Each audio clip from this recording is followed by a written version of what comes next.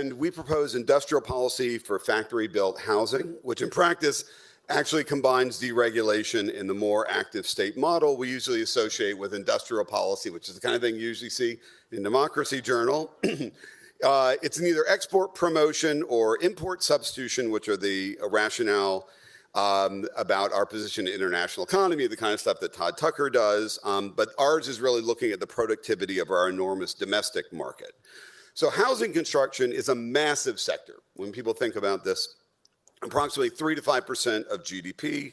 And remarkably, this huge sector has fallen off a cliff where productivity has been seen since 1970, constantly going down for over 50 years. This is a huge drag on overall productivity, and along with land use restrictions, is at the heart of our housing cost affordability problem. The reason for declining productivity is complicated, and land use regulation actually plays an important role in it, but the inefficient and technologically anemic way we build housing is also a big part of the problem. We build a remarkably small percentage of housing using industrial methods than many of our countries we compare ourselves with. Sweden builds a remarkable 80% of houses using industrial methods.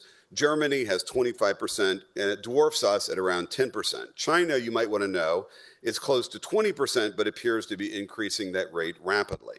The claim that Arpit Gupta and I make in our forthcoming essay in the competition, National Affairs, is that our failure to durably shift to industrial methods of housing construction is a huge drag on productivity. So what would we do about it? First of all, support for basic research on housing construction methods. Given how large this sector is, the incredible small amount that the federal government spends on R&D is shocking. States and localities should prefer factory-built housing in purchasing housing in order to create a subsidy to get the sector over its current anemic process. Third, we need to harmonize building codes and generally move to a national uniform market, which would facilitate the large scale necessary for efficient industrial production. And we need aggressive action by states and localities to facilitate the assembly of much larger tracts of land, which would allow for the creation of the kind of scale of demand that would allow for the supply of industrial production. Finally, there's huge benefits to moving housing toward industrial methods. It would unlock enormous productivity gains in the economy.